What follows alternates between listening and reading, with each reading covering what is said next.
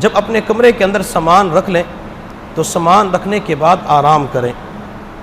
ہمارے جو حاجی حضرات جاتے ہیں وہ کہتے ہیں آئے عمرے کے لیے اور آ کے یہاں پہ آرام کریں، ہم نے تو عمرہ کرنا ہے۔ آپ خود اندازہ لگائیں، جب بندے نے عمرے کے سفر پہ، حج کے سفر پہ جانا ہوتا ہے، اس کی فلائٹ رات کو 12-1 بجے ہے، پورا دن گھر کے اندر رشتہ دار کبھی کوئی آ رہا ہوتا ہے تو کبھی کوئی جا رہا ہوتا ہے، یہ بندہ آرام نہیں کر سکتا۔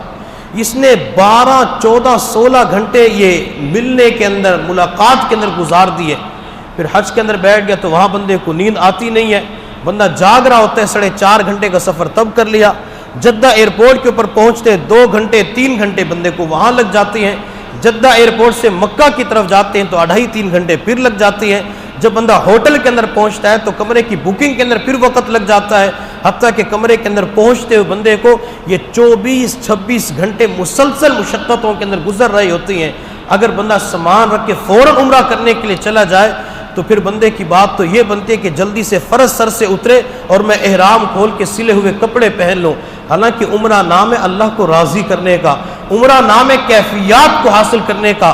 اگر اللہ کے گھر کے پاس پہنچ کر ہمیں کیفیات نہ ملے، اللہ کے گھر کے پاس پہنچ کر ہمارے دل و دماغ کے خیالات درست نہ ہوئے، ہمارا ذہن کسی اور طرف ہے اور جسم بیت اللہ کے پاس گھوم رہا ہے، تو عمرے کا جو مقصد تھا وہ مقصد ہمیں حاصل نہ ہو سکا۔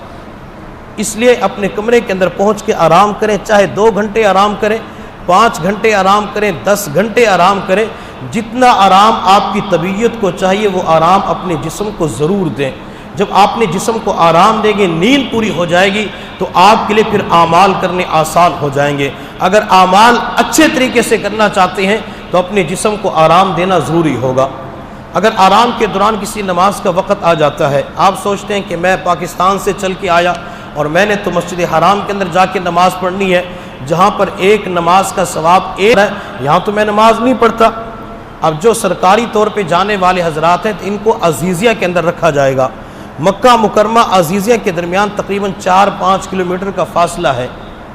جو پرائیویٹ کے طور پہ جانے والے ان کی رہائش قریب ہوگی، اس لیے اگر عزیزیہ کے اندر بھی یہ پاکستان والے اپنا وقت گزارتے، بلڈنگ وہاں مل چکے سرکاری طور پہ، تو وہ جگہ بھی حرم کی حدود کے اندر داخل ہے۔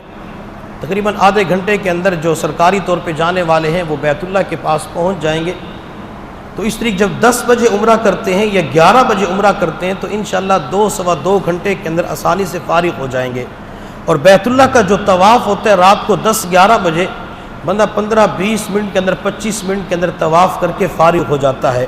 اس کے علاوہ جو اور وقت ہے، اگرچہ عمرہ اس وقت بھی ادا ہو جاتا ہے، آسانی ہو جاتی ہے، لیکن طواف کے اندر وقت زیادہ لگ جاتا ہے، صفا مروہ کی سعی کے اندر وقت زیادہ لگ جاتا ہے۔ رات کے وقت اگر اس ترتیب سے عمرہ کیا جائے گا تو جلدی کے ساتھ آپ کے سارے ارکان مکمل ہو جائیں گے۔ اپنے ہوٹلوں سے جب عمرہ کرنے کے لیے آپ نکلیں گے، جو سرکاری طور پہ جانے والے ہیں تو ان کو بسیں لینے کے لیے آئیں گی۔ بس ایک نہیں ہوتی، 2 بسیں تبدیل کرنی پڑتی ہیں۔ فاروق جمیل ایک کمپنی ہے، سرخ رنگ کی ان کی بسیں ہوتی ہیں، سرکاری طور پر وہ لوگوں کو لے کے جائیں گی۔ 2 پہاڑوں کے درمیان سٹینڈ ہے تو وہاں پہ اتاریں گے، اس کے آگے پھر ایک اور بس ہوتی ہے تو وہ بس ان کو مسجد حرام کے قریب لے کے آئے گی۔ سرکاری طور پہ جو جانے والے حضرات ہیں عموماً ان کو جو مسجد حرام کا دروازہ اور گیٹ لگتا ہے وہ باب عبدالعزیز اور باب اجیاد ہے۔ پرائیویٹ طور پہ جانے والے ہیں ان کے دروازے مختلف ہو سکتے ہیں، ورنہ سرکاری طور پہ جانے والے حضرات کے لیے صرف 2 دروازے ہوتے ہیں جو ان کے قریب پڑتی ہیں۔ چونکہ اجیاد کی طرف ان کا راستہ ہوتا ہے، عزیزیہ جو ہے وہ اجیاد کی طرف بن جاتا ہے، اس لیے باب عبدالعزیز دروازہ آئے گا، باب اجیاد آئے گا۔ ان 2 دروازوں کو یاد کریں گے تو ان کے لیے بعد کے اندر سہولت رہے گی۔ جب مسجد کے اندر داخل ہو جائیں، مسجد کے اندر داخل ہوتے وقت ہم نے 2 کام کرنے ہیں۔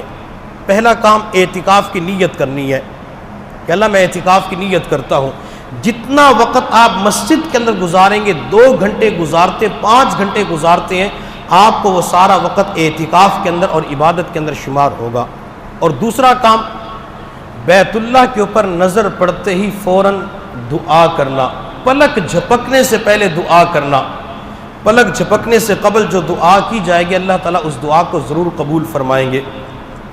حضور صلی اللہ علیہ وسلم نے ارشاد فرمایا کہ جب مسلمان بیت اللہ کے اوپر پہلی نظر ڈالتا ہے، اس موقع پر جو بھی دعا کرتا ہے اللہ اس کی دعا کو ضرور قبول فرماتے ہیں۔ اب یہ کتنی مقدار ہے؟ علماء کرام نے لکھا ہے کہ پلک جھپکنے سے پہلے جو وقت ہے یہ قبولیت دعا کا وقت ہے۔ اگر بیت اللہ کے اوپر آپ نے نظر ڈالی اور ایک ہی سیکنڈ کے بعد، ایک ہی لمحے کے بعد اپنی پلکوں کو جھکا لیا تو آپ نے قبولیت دعا کا جو اصل وقت تھا اسے ضائع کر دیا۔ اس لیے جب بندہ محبت اور شوق کے ساتھ، طلب اور تڑپ کے ساتھ بیت اللہ کے پاس پہنچتا ہے، اللہ تعالیٰ ان پلکوں کے اندر بھی وہ طاقت رکھتے ہیں کہ کئی منٹ تک کے لیے یہ جھپک نہیں سکتی۔ اس لیے محبت کے ساتھ، شوق کے ساتھ بیت اللہ کے سامنے کھڑے ہو کر دعا کا اہتمام کریں۔ 2 منٹ دعا مانگے، 5 منٹ دعا مانگے، جتنی دعا آپ کر سکتے ہیں۔ آج یہ قبولیت دعا کا وقت ہے، آپ کی دعا قبول ہوگی۔ اور یہ بات یاد رکھیں کہ جو دعا موقع محل کے مطابق مانگی جائے، موقع محل کے اوپر مانگی جائے تو اللہ تعالیٰ اس دعا کو ضرور قبول فرماتے ہیں۔ ایک ہوتا ہے دنیا والوں کا وعدہ اور ایک ہے میرے محبوب صلی اللہ علیہ وسلم کا وعدہ۔ دنیا والے جب وعدہ کر لیتے ہیں، بعض مرتبہ کوئی عالم وعدہ کرتا ہے، کوئی ولی وعدہ کرتا ہے، تو دنیا والے کہتے ہیں کہ یہ بندہ جھوٹ نہیں بول سکتا، چہرے پہ داڑھی رکھی ہے، سر پہ پگڑی باندھی ہے، سنت کے مطابق لباس ہے، یہ جھوٹ بول ہی نہیں سکتا۔ اگر دنیا والے وعدہ کریں تو اعتماد ہو جاتا ہے، یقین آ جاتا ہے۔ اور ایک وعدہ میرے محبوب صلی اللہ علیہ وسلم نے بتلا دیا کہ اگر تم بیت اللہ کے پاس پہنچ کے دعا کرو گے، پہلی نظر پڑتے جو مانگو گے اللہ قبول کرے گا۔ اگر یقین کے ساتھ، صدق دل کے ساتھ دعا کریں گے تو اللہ تعالیٰ ہماری دعاؤں کو رد نہیں فرمائیں گے۔ حضرت زکریہ علیہ السلام، ان کے پاس مریم علیہ السلام زندگی گزار رہی تھی۔ حضرت زکریہ علیہ السلام نے مریم کو کمرے کے اندر ٹھہرایا، کس جگہ تشریف لے گئے۔ جب وہاں سے واپس آئے، دروازے کو کھولا تو مریم بے موسم پھل کھا رہی تھی۔ حضرت زکریہ علیہ السلام نے فرمایا یا مریم انا لکی ھذا، اے مریم یہ تیرے پاس پھل کہاں سے آئے؟ حضرت مریم علیہ السلام نے جواب دیا ہوا من عند اللہ، یہ اللہ کی طرف سے آئے ہیں، اللہ نے غیب سے انتظام فرما دیا۔ حضرت زکریہ علیہ السلام فرماتے کہ میں نے اس وقت دل کے اندر سوچا کہ جو اللہ مریم کو بے موسم پھل دے سکتا ہے، وہ اللہ میری زندگی کے اندر اولاد کا موسم نہیں ہے، میں بوڑھا ہو چکا ہوں، اولاد نہیں ہوئی، اللہ تعالیٰ مجھے بھی اولاد کا ایک پھل دے سکتے ہیں۔ حضرت زکریہ علیہ السلام نے اس وقت دعا کی، دعا سے پہلے عاجزی پیش کی، انی وحن العظم منی واشتعل الرأس شیبا، اللہ میری ہڈیاں کمزور ہو چکی ہیں، بال سفید ہو چکے ہیں، رب حب لی من لدنک ذریۃ طیبہ، اللہ مجھے نیک صالح پاکیزہ اولاد عطا فرما، نیک صالح بیٹا عطا فرما۔ حضرت زکریہ علیہ السلام نے جب موقع محل کے اوپر دعا مانگی، اللہ نے ان کی دعا کو ایسے قبول فرمایا کہ بیٹا یحییٰ عطا فرما دیا۔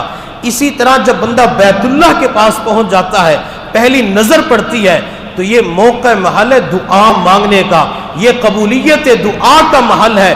اگر اس موقع پہ دعا کریں گے تو اللہ ہماری بھی دعا کو قبول فرما لیں گے۔ دعا کرنے کے بعد حجر اسود کے پاس آ جائیں۔ اگرچہ آپ حضرات کو پروجیکٹر کے ذریعے سمجھانا تھا، لیکن اس میں اس کا کچھ کام رہتا ہے، کام مکمل نہ ہو سکا۔ کچھ تصاویر ہے، مسجد کے اندر تصاویر دکھانا جائز نہیں ہے، تو اس لیے وہ پروگرام مکمل نہ ہو سکا، تو میں نے سوچا کہ بیان کے اوپر اکتفا کر لیتے ہیں۔ جب حجر اسود کے پاس پہنچ جائیں، حجر اسود کے پاس بالکل سیدھ کے اندر سبز رنگ کی لائٹیں لگی ہوئی ہیں، تو وہاں کھڑے ہو کر بندے نے 2 کام کرنے ہوتے ہیں، ایک کو کہتے ہیں استقبال اور دوسرے کو کہتے ہیں استلام۔ استقبال اور استلام۔ استقبال کا معنی اپنے دونوں ہاتھوں کو کانوں کی لو تک اٹھا کر چھوڑ دینا۔ جیسے ہم نماز کے لیے کھڑے ہوتے ہیں تو تکبیر تحریمہ کہتے ہیں، ہاتھ کو کانوں کی لو تک اٹھا کے چھوڑ دیتے ہیں، ٹھیک ہے، صحیح ہے نا؟ ہاتھوں کو باندھ لیتے ہیں نماز کے اندر، جب تکبیر تحریمہ کہتے ہیں تو ہاتھوں کو باندھ لیتے ہیں، لیکن جب عمرہ کرنے کے لیے جائیں گے، طواف کرنے کے لیے جائیں گے تو اس وقت ہاتھوں کو کانوں کی لو تک اٹھا کر باندھنا نہیں ہے، بلکہ ہاتھوں کو چھوڑ دینا ہے۔ اس کے بعد دوسرا کام ہم نے کرنا ہے استلام کا۔ استلام کا معنی اپنے دونوں ہاتھوں کا بوسہ لینا۔ ویسے یہاں پہ حکم یہ ہے کہ حجر اسود کا بوسہ لیا جائے، بوسہ لے کر پھر بندہ طواف شروع کرے، یہ سنت عمل ہے۔